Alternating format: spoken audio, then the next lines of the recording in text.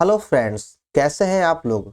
तो आइए हम लोग आज स्टार्ट करते हैं रेलवे एग्जाम के लिए टेक्नीशियन स्पेशल साइंस का प्रैक्टिस सेट नंबर 15। और इसमें टीसीएस के सभी निचोड़ प्रश्न को दिया गया और इसमें साथ ही साथ 2018 के प्रीवियस ईयर क्वेश्चन को लिया गया है। तो आइए हम लोग आज एक एक करके सभी प्रश्नों को देखते हैं। तो चलिए वीडियो को स्टार्ट करते हैं। और वीडियो को स्टार्ट करने से पहले आप लोग वीडियो को लाइक कर दीजिए और चैनल पर नया है तो चैनल को सब्सक्राइब करना ना भूलें और इस वीडियो को अपने दोस्तों और भाइयों में शेयर जरूर करें। तो आइए देखते हैं पहला क्वेश्चन। इसमें कहा गया है पौधों का सार्वभौमिक प्राकृतिक ऑक्सीजन क्या होता है। पौधों का सार्वभौमिक प्राकृतिक ऑक्सीजन IA होता है। तो पहला का 4 नंबर सही हो जाएगा, IA। आगे बढ़ते हैं।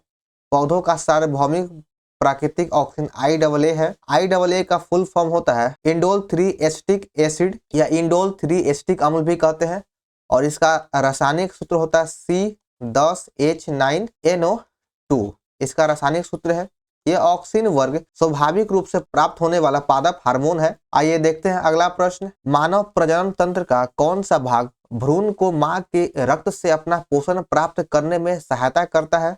तो 2 का सही आंसर हो जाएगा ऑप्शन ए, प्लेसेंटा। प्लेसेंटा है जो भ्रूण को मानव के रक्त से या मां के रक्त से अपना पोषण प्राप्त करने में मदद करता है। यह बच्चों की सुरक्षा करता है और बच्चों को मां से जोड़ता है। और यह महिला शरीर में एकमात्र परिति अंग है जो गर्भावस्था के बाद अलग हो जाता है। यह गर्भ अवस्था के बाद यह अंग अलग हो जाता है। 3 नंबर है कि निम्नलिखित में से कौन सा प्राणी अपना लिंग बदल सकता है। कौन वह प्राणी है जो अपना लिंग को बदल सकता है। तो वह इसका सही आंसर हो जाएगा ऑप्शन बी, घोंगा। घोंगा अपने लिंग को बदल सकता है। घोंगा बाध्य द्विलिंगी है और इसमें नर और मादा प्रजनन अंग होता है। ये दोनों अंग इसमें पाया जाता है। जानवरों का कौन सा समूह विशेष रूप से मुक्त रहने वाले समुद्री जानवर है। जो मुक्त रूप से समुद्र में रहता है तो उस जानवर का नाम है शुल्बचर्मी या फिर इकाइनोडर्मेटा। इसका सही उत्तर हो जाएगा। तो 4 का 2 नंबर सही है, शुल्बचर्मी। अगला प्रश्न है 5 नंबर। निम्नलिखित में से क्या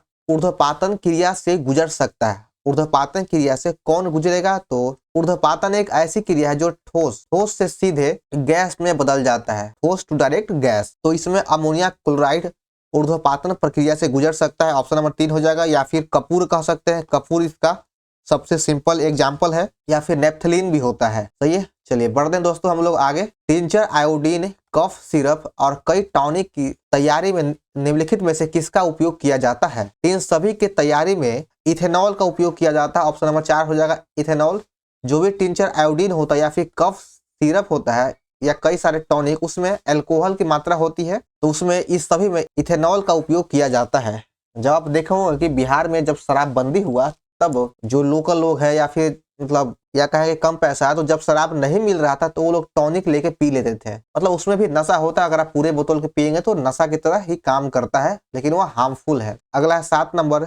एम कोश में समायोजित किए जा सकने वाले इलेक्ट्रॉनों की अधिकतम संख्या कितनी है। तो एम कोश में 18 इलेक्ट्रॉन होता है। कोशों की संख्या जो होता है वह KLMN इस तरह से होता है। और K में 2, L में 8, फिर इसमें 18 और N में 32 होगा। और इसका जो निकालने का फॉर्मूला होता है वह 2n²। इस फॉर्मूले के तहत यह निकाला जाता है। निम्नलिखित में कौन सी धातु ठंडे पानी के साथ तेजी से अभिक्रिया करती है। कौन वह धातु है जो ठंडे पानी के साथ तेजी से अभिक्रिया करता है। तो उस धातु का नाम है पोटेशियम। पोटेशियम जो है वह ठंडे पानी के साथ तेजी से धातु करता है। बाकी एल्युमिनियम, जिंक और लोहा ये तीनों ठंडे पानी के साथ अभिक्रिया नहीं करता है। लोहा तो गर्म पानी के साथ अभिक्रिया भी नहीं करता। यह सब भाप के साथ अभिक्रिया करता है। अगला है 9 नंबर। न्यूलैंड के ऑक्टेट नियम के अनुसार प्रकृति में कितने तत्व मौजूद हैं। ऑक्टेट नियम के अनुसार प्रकृति में कितने तत्व है। तो इसके नियम के अनुसार जो न्यूलैंड का जो अष्टक नियम था उसके अनुसार 56 तत्व था। ऑप्शन ये हो जाएगा 56। अगला प्रश्न है ऑक्सीजन के एक अणु का द्रव्यमान कितना होता है। ऑक्सीजन के एक अणु का द्रव्यमान 5.3 × 10⁻23 ग्राम होता है। 4 नंबर सही है, बस इसको याद रखना है। निम्नलिखित में से किसकी प्रतिरोधकता कम है। इन चारों ऑप्शन में किसका जो है वह प्रतिरोधकता कम है। तो 11 का सही आंसर हो जाएगा option A, nichrome. Option A सही है। अगला बढ़ते हैं। अगला प्रश्न है निम्नलिखित में से भिन्न का चयन करें। इन चारों में से भिन्न कौन है। तो देखिए, तो 12 का सही आंसर हो जाएगा ऑप्शन ए, सोडियम हाइड्रोक्साइड। यह चारों से भिन्न इसलिए है क्योंकि यह एक प्रबल क्षार है। यह प्रबल क्षार है, बाकी सब कमजोर क्षार है, इसलिए यह अलग है। तो आइए हम लोग सभी को एक एक करके देखते हैं इन चारों ऑप्शन के बारे में।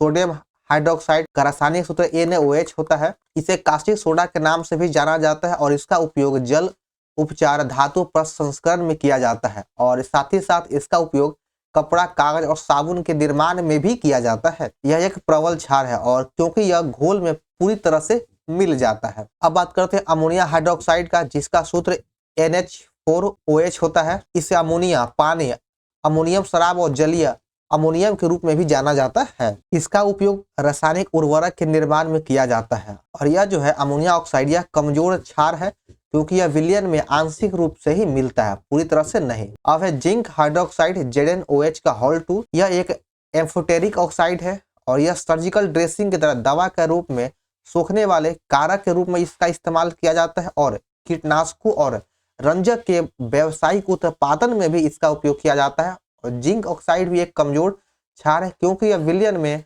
आंशिक रूप से घुलता है। अब है लास्ट कॉपर हाइड्रोक्साइड, जिसका सूत्र CuOH का होल 2 होता है। कॉपर सल्फेट के साथ कॉपर हाइड्रोक्साइड का उपयोग कीटनाशक के रूप में किया जाता है और यह भी एक कमजोर क्षार है। चलिए अगला प्रश्न 13 नंबर। एक गोलीय दर्पण का मुख्य फोकस क्या है? जो गोलीय दर्पण का मुख्य फोकस होता है वह मुख्य अक्ष पर स्थित बिंदु है जिसके माध्यम से मुख्य अक्ष के समानांतर प्रकाश की किरणें परावर्तन के बाद गुजरती है या मुख्य अक्ष पर इस बिंदु से उत्पन्न होती है। तो 13 का 2 नंबर सही है। अगला है 14 नंबर कि द्रव्यमान m और v वेग से चलने वाली वस्तु के पास गतिज ऊर्जा k है। द्रव्यमान को m दिया और v वेग से चलने वाले वस्तु की गतिज ऊर्जा यहाँ दे दिया k, तो इसकी वेग को दोगुना कर दिया जाएगा तो गतिज ऊर्जा क्या होगा? तो यहाँ पर देखिए, जब गतिज ऊर्जा जब वेग को जब दोगुना कर दिया जाएगा तो गतिज ऊर्जा 4 गुना हो जाता है, इसका स्क्वायर हो जाएगा।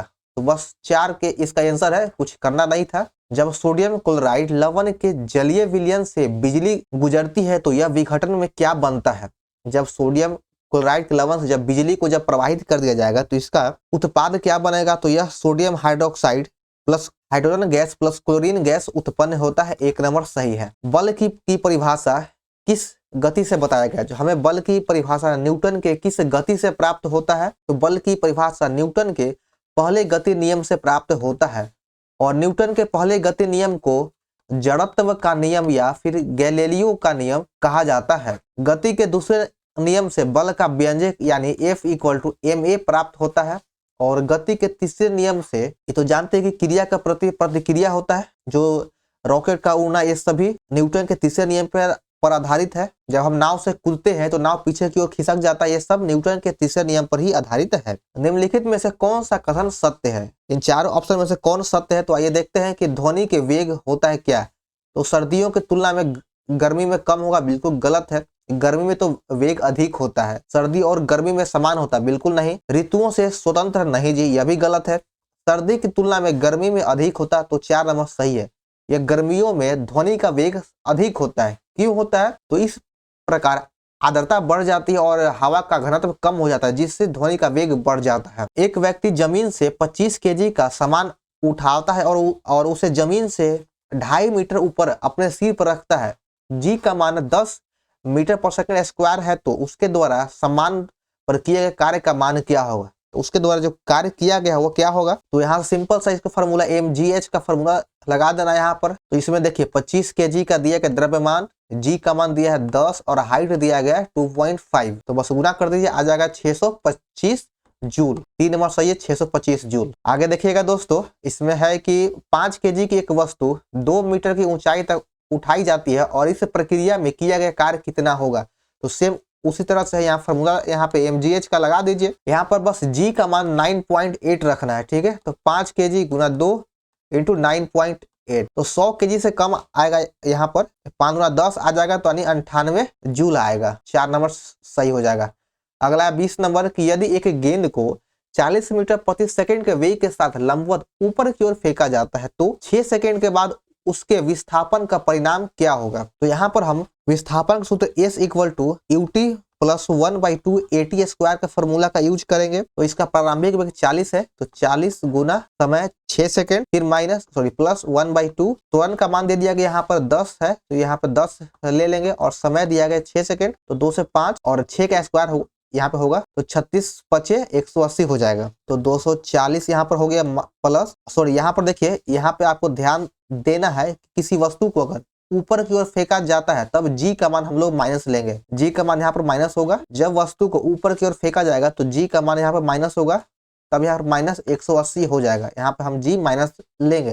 तो खासकर इस चीज का ध्यान रखना है कि जी का मान यहाँ पर माइनस हो जाएगा, तब 240 में से 180 जाएगा, तब आंसर आ जाएगा 60 मीटर। इसका सही उत्तर हो जाएगा। अगला प्रश्न है कि एक गोलीय दर्पण के परावर्तक पृष्ठ के मध्य बिंदु को क्या कहा जाता है? तो उसके मध्य बिंदु को ध्रुव कहा जाता है। ध्रुव कहा जाता है। 22 नंबर देखिएगा, इसमें सूची 1 और 2 को मिलान करना है। तो आइए देखते हैं। कार्य बराबर क्या हो जाएगा? तो कार्य देखिए यहाँ पर, कार्य यहाँ पे न्यूटन मीटर हो जाएगा। इसका मान ए का 1 हो जाएगा और किलोवाट, 1 किलोवाट बराबर 1000 वाट होता है। 1 किलोवाट घंटा इक्वल टू 3.6 इंटू 10 की पावर 6 जूल यहाँ पर होगा, इसके बराबर होता है। और एक अश्व शक्ति बराबर 746 वाट होता है। तो इसमें इसका सही आंसर हो जाएगा ऑप्शन ए, इसका सही उत्तर है।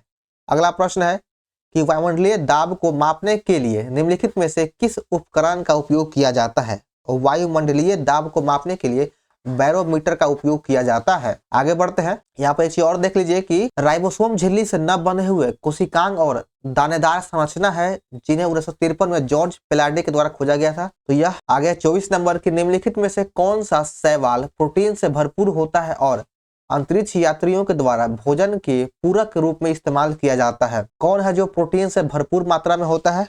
तो 24 का सही आंसर हो जाएगा ऑप्शन 3, ए और सी दोनों। स्पिरुलिना और क्लोरेला, ये दोनों में प्रोटीन से भरपूर मात्रा में होता है और अंतरिक्ष यात्री के द्वारा भोजन के रूप में इन दोनों का उपयोग किया जाता है। अगला देखिए इस सेट का अंतिम प्रश्न, निम्नलिखित में से कौन सा एक सरल अस्थायी ऊतक नहीं है? सरल भी और अस्थायी ऊतक नहीं है, तो इसका सही आंसर हो जाएगा ऑप्शन बी, जाइलम। जाइलम एक कठोर और मजबूत ऊतक है, तो ऑप्शन नंबर 2 हो जाएगा। कोलेरेकाइमा, पेनेरेकाइमा और स्क्लेरेकाइमा, ये तीनों सरल और अस्थायी ऊतक है। लेकिन इसमें एक चीज और देखिएगा कि स्क्लेरेकाइमा एक मृत ऊतक है। इसको यहाँ पर ये भी ध्यान रखना है। तो चलिए यहाँ पर हमारा आज का सेट नंबर 15 समाप्त होता है। तो आप लोगों को ये वीडियो कैसा लगा कमेंट जरूर करें, और आप लोग अगर यहाँ तक पहुंच गए हैं तो वीडियो को लाइक भी कर दीजिए, और चैनल पर नए हैं तो चैनल को सब्सक्राइब करना न भूलें, और इस वीडियो को अपने दोस्तों में शेयर जरूर करें। तो चलिए मिलते हैं फिर नेक्स्ट वीडियो में। जय हिंद।